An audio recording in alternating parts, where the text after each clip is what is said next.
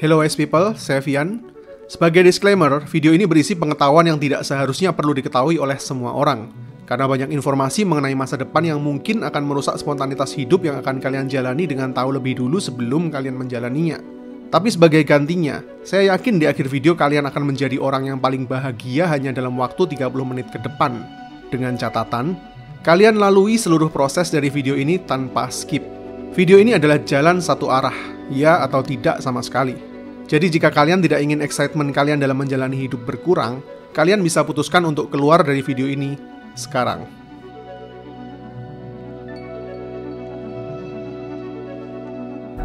Oke, ini artinya kalian sudah setuju. Utopia, sebuah kehidupan sempurna yang didambakan oleh setiap manusia. Kehidupan tanpa penderitaan, tidak berkekurangan, penuh dengan kesetaraan, hanya ada kelimpahan dan kebahagiaan. Yang mirip dengan sebuah surga yang ada di dunia. Ini adalah jenis kehidupan yang selalu didambakan oleh seluruh umat manusia dari masa ke masa. Tapi pertanyaan terbesarnya, bisakah umat manusia mencapai kondisi utopis? Jawabannya adalah tidak. Maaf jika ini mengejutkan. Tapi saya akan jelaskan kenapa manusia tidak akan pernah berada pada kondisi utopis meskipun segalanya jauh lebih mudah. Bahkan ketika kita ada di abad ke-25 sekalipun. Sebelum saya ajak kalian ke masa depan, kita akan kembali ke masa lalu terlebih dahulu. Karena tahukah kalian, terkadang sebuah kebijaksanaan dan kebenaran itu baru benar-benar bisa kita yakini jika mengetahui awal dan akhir sebuah kisah. Sejak awal mula, dari masa ke masa manusia selalu mengejar kebahagiaan. Untuk mencapai kondisi itu, ada beberapa syarat kebutuhan dasar manusia yang wajib terpenuhi. Mulai dari kebutuhan fisik, keamanan, dicintai, diakui, hingga eksistensi diri. Jika salah satu kebutuhan dasar ini belum terpenuhi, maka akan sulit bagi manusia untuk menikmati kebahagiaan yang hakiki. Jadi kita akan mulai sejarah perjalanan umat manusia dalam mengejar kebahagiaan yang kita mulai sejak zaman prasejarah belasan ribu tahun yang lalu, di mana manusia pada masa itu masih harus berjuang dengan kebutuhan fisik. Hingga ke abad-abad selanjutnya di mana manusia merasa mampu menjalani hidup layaknya Tuhan.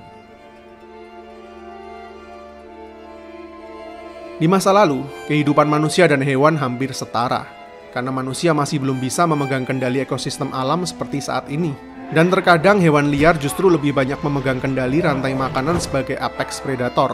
Karena ini adalah masa di mana yang terkuatlah yang akan menang. Masa di mana manusia harus selalu bersiap siaga dengan ancaman dari setiap hewan liar karena mereka hanyalah salah satu bagian kecil dari ekosistem liar ini. Untuk makan setiap hari mereka harus berburu, yang terkadang justru menjadi buruan makhluk yang lebih kuat. Kondisi cuaca yang masih sangat-sangat dingin di berbagai penjuru dunia. Dan dikala musim dingin tiba, mereka terpaksa harus mencari tempat tinggal di bagian bumi lain jika tidak ingin mati membeku. Berjalan kaki ke arah yang tidak jelas, dengan resiko seluruh keluarganya diserang hewan-hewan liar selama perjalanan. Belum cukup ancaman dari hewan liar, manusia juga masih sangat primitif di masa itu.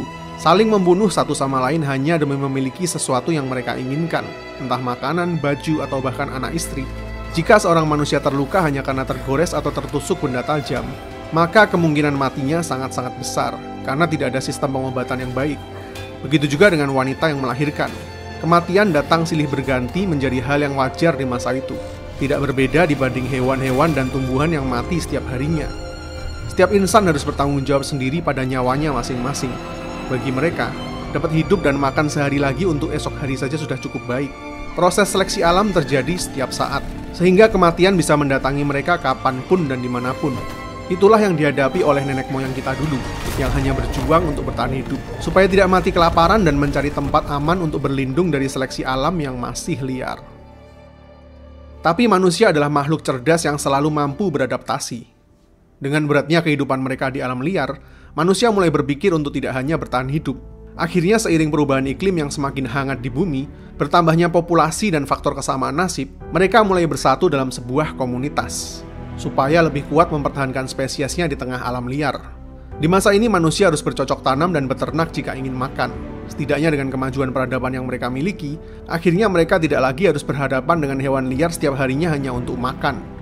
Tidak lagi harus berpindah tempat hanya demi menghindari udara dingin dan migrasi hewan buruan. Setidaknya di masa ini, kebutuhan dasar fisik manusia saat itu sudah semakin membaik. Mulai dari makanan, tempat berteduh, dan pakaian yang layak.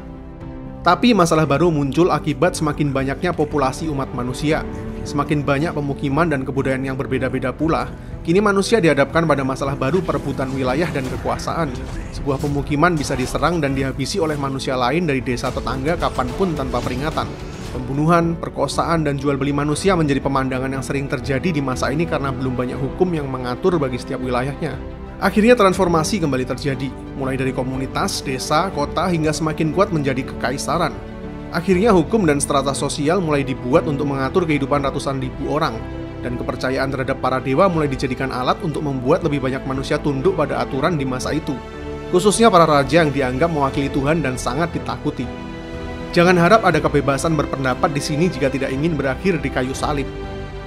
Tapi berkat adanya hukum dan kekuatan militer dari sebuah kekaisaran, selama tunduk dan taat setidaknya keamanan seluruh keluarga akan lebih terjamin. Tapi karena semakin besarnya kekuasaan antar kerajaan satu dengan lainnya, kini timbul masalah baru bagi umat manusia, yaitu perang.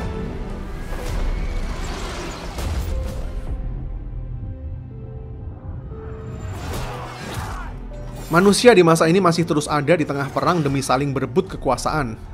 Di masa lalu, manusia harus sibuk bertahan hidup dengan hewan buas di alam liar. Setelah mereka bersatu mempertahankan spesiesnya, kini ketika mereka lebih punya kuasa atas alam liar, musuh selanjutnya justru sesama spesiesnya sendiri. Sepertinya berada di zona nyaman memang gak pernah cocok bagi umat manusia.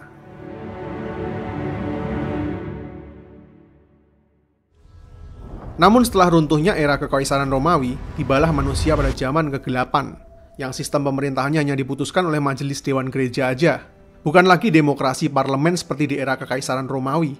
Sehingga para manusia di era itu krisis dengan kebebasan berpikir, berpolitik, dan bersosialisasi karena peran dan doktrin agama yang terlalu ketat dan membuat peradaban sulit untuk maju, dan menganggap bahwa hal-hal yang bersifat duniawi nggak ada gunanya. Kebijakan pemerintahan di zaman kegelapan yang kuno ini membawa umat manusia di masa itu harus berhadapan dengan pandemi paling parah di sepanjang sejarah dunia. Karena terdegradasinya sekularitas dan perkembangan teknologi yang mutakhir, membuat bakteri yang dibawa oleh tikus menghabisi lebih dari 100 juta nyawa di masa itu hanya selama 7 tahun saja. Coba bayangin, dari jumlah penduduk dunia yang saat itu masih 475 juta saja, harus menelan korban jiwa lebih dari 100 juta jiwa, hanya karena belum ditemukannya vaksin. Inilah pandemi paling parah sepanjang sejarah, Black Death.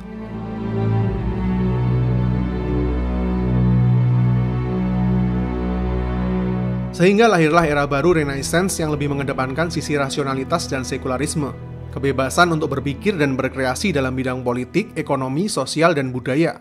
Inilah titik balik peradaban umat manusia yang disebut juga sebagai The Age of Enlightenment, karena menghasilkan berbagai macam terobosan baru di bidang teknologi dan melahirkan para filsuf dan seniman besar mulai dari Galileo hingga Leonardo da Vinci. Ini masa di mana manusia lebih punya kebebasan berpikir dan berekspresi, yang sekaligus membawa umat manusia kepada pemenuhan kebutuhan selain jasmani saja, namun juga jiwani. Tapi yang tidak pernah berubah, manusia di masa ini masih harus hidup dengan ancaman perang antar negara satu dengan lainnya. Bahkan lingkup perang yang semakin mengkerucut yaitu dengan saudara di negaranya sendiri yang menghendaki revolusi. Dan tentu saja di masa ini masih banyak prajurit yang mati dan tidak bisa diselamatkan nyawanya jika tertusuk atau tergores di medan perang. Mati kesakitan karena belum ada anestesi, dan mati karena infeksi karena belum ada antibiotik. Begitu juga dengan angka kematian saat melahirkan yang masih terlalu tinggi di masa itu karena belum tersedianya pengobatan yang layak. Seiring dengan perkembangan teknologi dan ditemukannya vaksin, antibiotik, dan anestesi, ada ratusan juta manusia terselamatkan hidupnya. Sehingga sejak pada masa itu berkat kemajuan teknologi di bidang kesehatan, angka kematian umat manusia di masa ini semakin kecil, dan angka kelahiran yang semakin meledak sehingga disebut sebagai generasi baby boomer. Dengan semakin bertambahnya populasi manusia di bumi, kini manusia punya masalah baru untuk memenuhi kebutuhan hidup miliaran nyawa, karena membutuhkan teknologi yang lebih cepat, lebih masif, dan lebih efisien lagi. Sehingga lahirlah penemuan yang kembali merevolusi sejarah peradaban umat manusia, yaitu mesin uap. Penemuan mesin uap ini sekaligus menjadi awal mula terjadinya revolusi industri besar-besaran di seluruh dunia. Efisiensi terjadi luar biasa cepat menyebar ke seluruh dunia. Sistem politik dan pemerintahan yang semakin maju, dan lebih meningkatkan taraf hidup manusia di masa itu, meskipun akhirnya melahirkan sistem ekonomi kapitalis modern. Untuk pertama kalinya dalam sejarah peradaban terjadi ketimpangan sosial yang sangat-sangat besar antara kaum pengusaha dan para buruh. Kota yang sangat penuh dengan manusia yang sebagian besar adalah kaum buruh bergaji kecil, tanpa tunjangan kesehatan yang layak dan kurangnya sanitasi menghiasi setiap penjuru kota di masa itu. Tenaga kerja buruh diperkerjakan dan diperas habis oleh kaum kapitalis dengan kesenjangan yang sangat parah.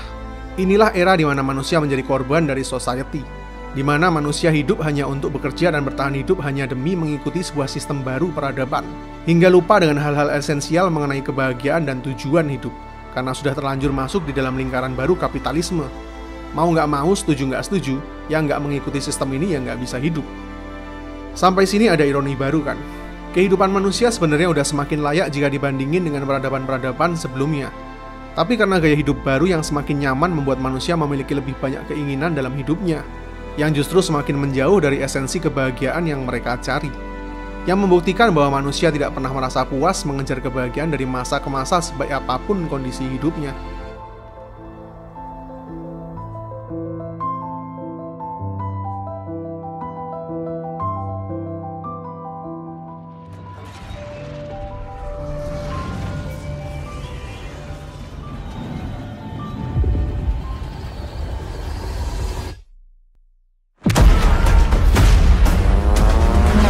Masuk ke abad 20 justru jauh lebih parah lagi.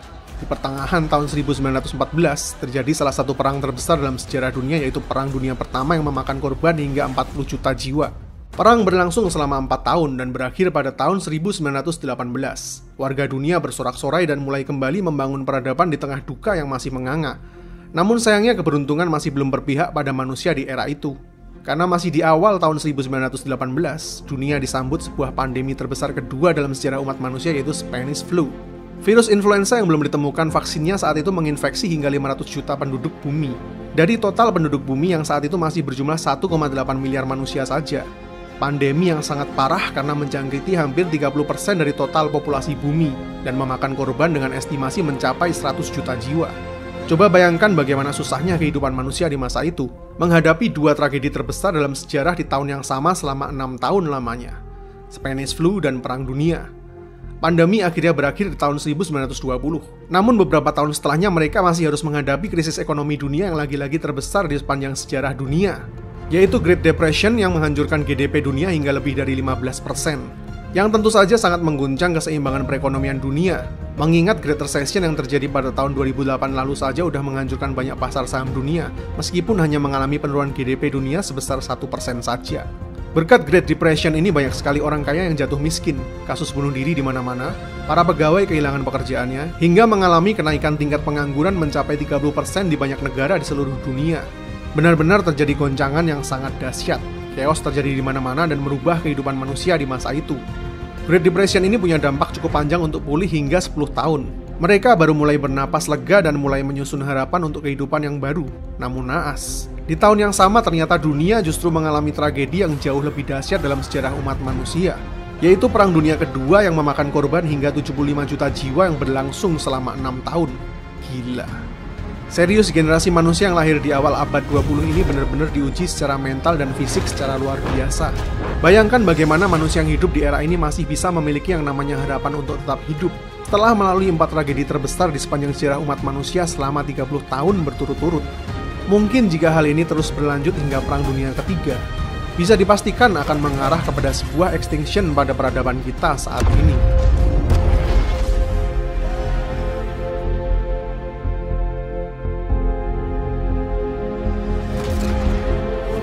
Namun selalu ada hikmah di balik setiap peristiwa.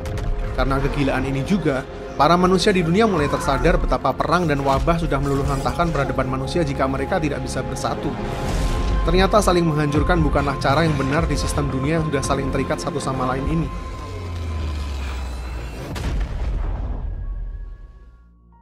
Itulah kita, yang terkadang hanya mau mendengar dalam kondisi sepinya sebuah keputusasaan, bukan dalam kondisi riuh yang penuh dengan gejolak. Tragedi-tragedi besar yang terjadi di awal abad 20 ini membuat banyak bangsa mulai belajar bahwa jika mereka tidak bersatu, maka seluruh dunialah yang menjadi korbannya, bukan hanya satu atau dua kepentingan saja. Maka mereka mulai sepakat mendirikan United Nations atau PBB di tahun 1945. Begitu juga dengan pandemi yang terjadi di awal abad 20. Membuat mereka belajar dari kesalahan dan melahirkan WHO di tahun 1948. Kemudian karena industrialisasi yang semakin masif secara global oleh kepentingan para kapitalis, jika masing-masing pelaku industri ini tidak dikontrol dan duduk bersama, maka tidak ada yang memegang kendali jalannya peradaban baru bumi di masa mendatang. Oleh sebab itu didirikan pula sebuah organisasi internasional, yaitu World Economic Forum di tahun 1971. Berkat kontrol dan peran organisasi-organisasi inilah peperangan, kesehatan, ekonomi, hingga industri yang terjadi di dunia kita saat ini bisa lebih dikendalikan dampaknya. Jika dibandingkan dengan yang terjadi di era-era masa lalu hanya karena pecahnya persatuan di seluruh dunia. Begitu juga dengan hak asasi manusia yang kita miliki saat ini juga berkat deklarasi dari PBB setelah terjadinya World War II yang sangat tidak mencerminkan humanity. Untuk pertama kalinya dalam sejarah peradaban, dunia mulai sepakat setelah ada di ambang kehancuran. Umat manusia yang hidup di masa kini mulai berani meyakini sesuatu yang sebelumnya sangat sulit untuk digapai oleh para pendahulu kita, yaitu harapan akan masa depan yang lebih baik, di mana kita tidak lagi harus berjuang hidup dan mati hanya demi sesuap makanan, di mana kita bisa tidur di malam hari tanpa khawatir bahaya seperti pejuang-pejuang di masa lalu, di mana kita kini sudah punya kebebasan untuk menyampaikan sesuatu yang kita yakini. Ya, semua kenyamanan dan keamanan yang kita miliki saat ini adalah perjuangan dari generasi-generasi manusia pendahulu kita, sehingga manusia di masa kini punya fondasi yang lebih kuat untuk terus hidup. Dan di era kita saat ini, kita bisa lebih berfokus kepada kebutuhan dasar manusia yang terakhir.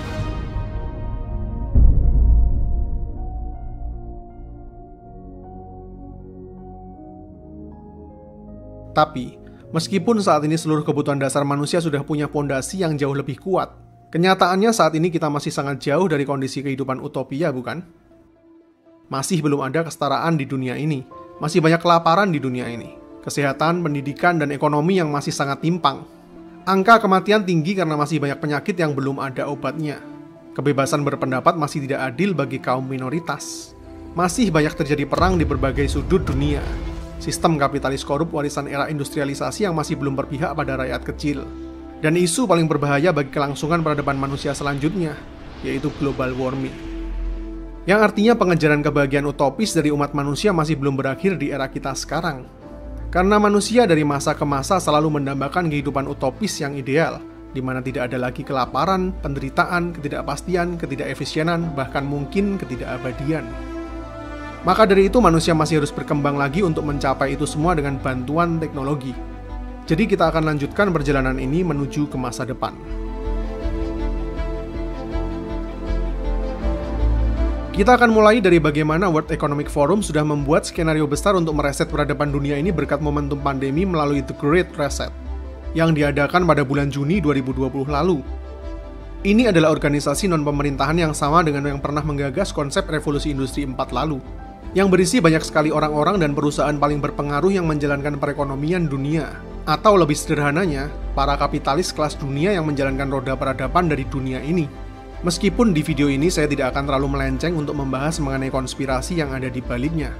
Yang jelas setuju nggak setuju, peradaban kita akan selalu ditentukan oleh para pemimpin negara adikuasa dan para kapitalis dunia, yang sudah berencana untuk meriset banyak sektor di dunia, mulai dari ekonomi, sosial, geopolitik, lingkungan, teknologi, bisnis, industri, dan yang terakhir adalah individual riset, yang akan mulai mengatur ulang bagaimana dunia baru kita ini lebih cepat beradaptasi dengan teknologi yang lebih ramah dengan alam, karena ancaman berikutnya yang lebih parah dari pandemi saat ini, yaitu global warming yang akan mengubah iklim dunia secara masif hanya dalam beberapa tahun mendatang, dan sistem kapitalisme yang lebih bersentris pada kemanusiaan, bukan hanya menguntungkan para pemegang kekuasaan saja, yang pada akhirnya justru menghancurkan masa depan dari generasi anak cucu kita nanti.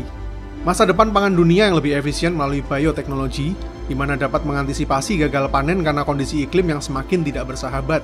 Sistem perekonomian yang lebih terbuka dan transparan melalui teknologi blockchain, yang mungkin akan mengurangi sistem korup karena keterbukaannya. Dengan lebih terbukanya sistem pemerintahan baru yang lebih transparan, akan memberikan harapan baru mengenai kesetaraan dan keadilan bagi setiap rakyat yang membutuhkan.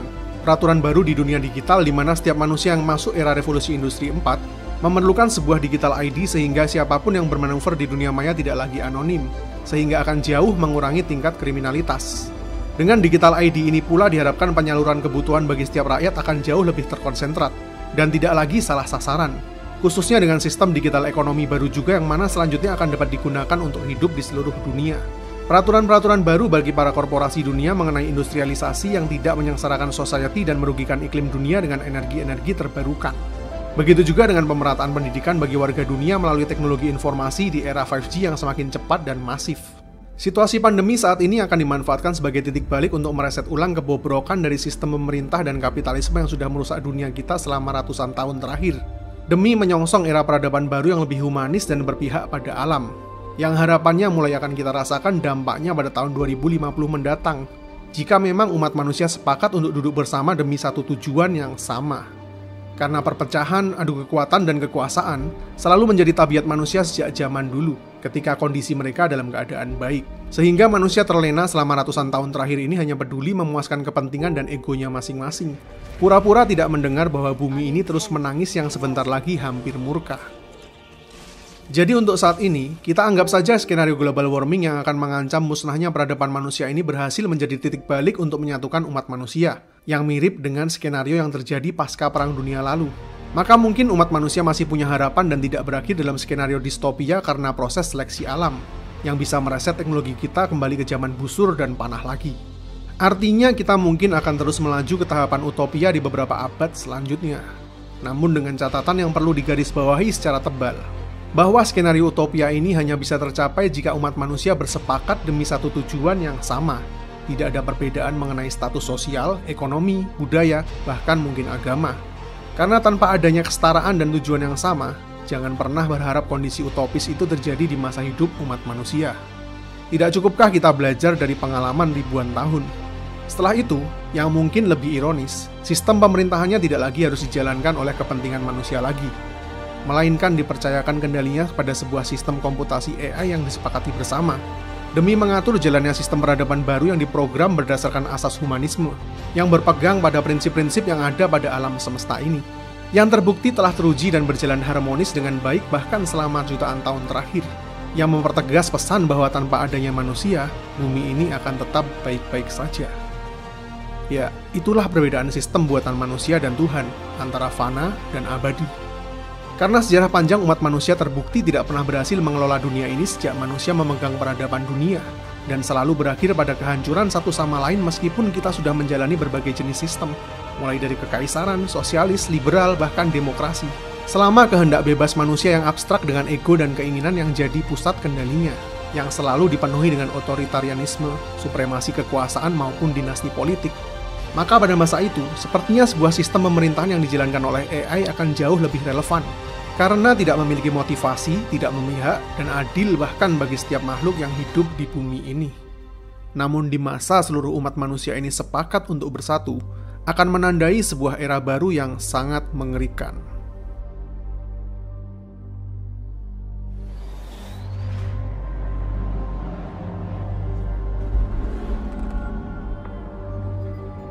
Di masa ini teknologi sudah menyediakan segalanya bagi kebutuhan umat manusia. Berkat fusi nuklir masa depan yang memberikan energi tanpa batas bagi siapapun yang membutuhkan secara gratis. Karena di masa ini, energi dapat diproduksi dengan sangat mudah, murah, dan mungkin unlimited. Hanya karena energi gratis ini saja, maka hampir seluruh hal yang ada di dunia utopia ini akan tersedia secara gratis juga.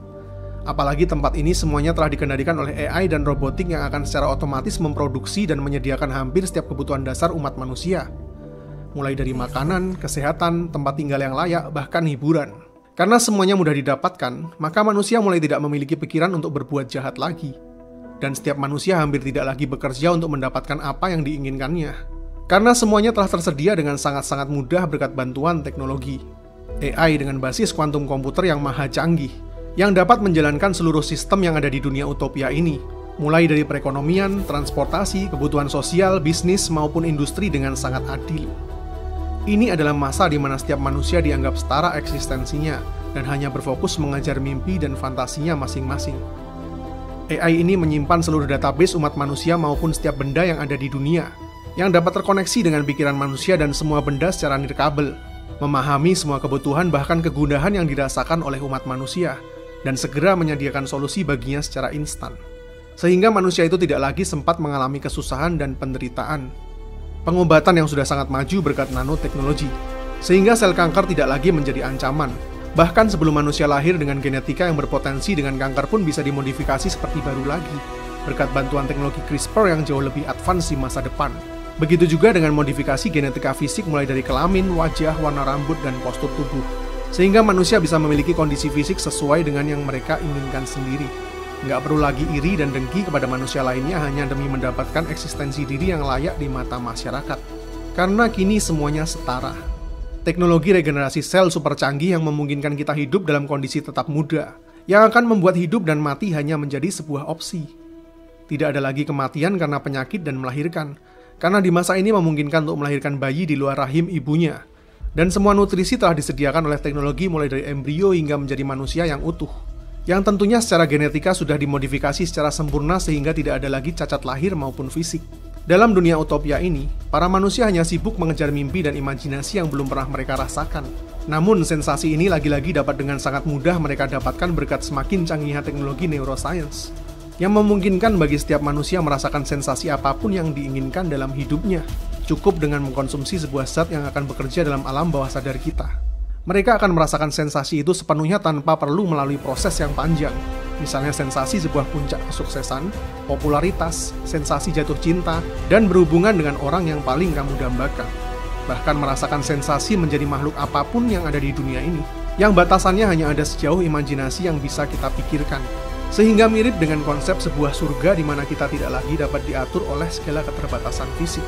Bahkan dengan kemajuan kuantum fisika di masa itu, manusia mungkin akan mampu memecah dan memanipulasi blueprint dari sebuah atom, sehingga mereka menjadi mampu menciptakan berbagai materi baru di semesta ini, yang akan membuat manusia tidak lagi terpenjara dalam hukum-hukum fisik, yang memampukan mereka membuat hukum-hukum baru versi mereka sendiri, hingga akhirnya sanggup menulis ulang takdir baru kehidupan, mulai dari alfa hingga omega.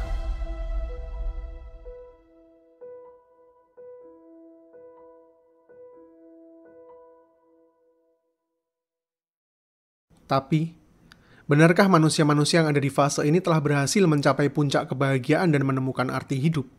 Ketika mereka bahkan tidak lagi mendambakan sebuah harapan di kondisi yang tanpa celah itu. Ketika mereka bahkan tidak lagi tahu apa yang mereka inginkan di saat dengan mudahnya segala keinginan itu terpenuhi. Teknologi awalnya memang diciptakan untuk mempermudah hidup dan efisiensi, dengan cara mempercepat atau menggantikan sebuah proses. Namun ketika seluruh proses itu diambil alih olehnya, hingga tidak ada lagi yang tersisa bagi manusia, maka tidak ada yang lebih mengerikan dibanding seorang manusia yang selalu mendapatkan apa saja yang terbesit di dalam pikirannya dengan begitu mudah. Ketika mereka bahkan tidak lagi tahu apa yang mereka inginkan karena dengan mudahnya keinginan itu terpenuhi, maka segalanya tidak lagi memiliki sebuah value. Karena sebuah value itu muncul berkat adanya sebuah proses. Semakin sulit prosesnya, maka semakin tinggi value-nya. Semakin terbatas sebuah hal, maka akan semakin berharga pula hal itu. Bahkan mungkin mereka tidak lagi mengerti apa itu harapan di kondisi yang tanpa celah itu. Karena bagaimana mungkin seseorang memiliki harapan jika segalanya ada dalam kendalinya. Semuanya terukur, teratur, tidak ada spontanitas, tidak lagi ada kejutan, dan tidak ada sebuah rasa takut. Dan ketika sebuah harapan dan keinginan itu tidak lagi ada, maka yang tersisa hanyalah sebuah kekosongan. Yang justru lebih mengerikan dibanding menjalani sebuah proses panjang yang menyakitkan namun tetap memiliki sebuah harapan. Karena pada dasarnya itulah yang membuat manusia tetap merasa hidup. Sebuah harapan dan keinginan yang sulit kita kejarlah yang memberikan kita tujuan hidup. Yang mungkin pada akhirnya akan membuat mereka iri dengan kehidupan manusia-manusia di masa lalu yang penuh dengan emosi dan harapan. Meskipun mereka sudah mencapai tahap sempurna.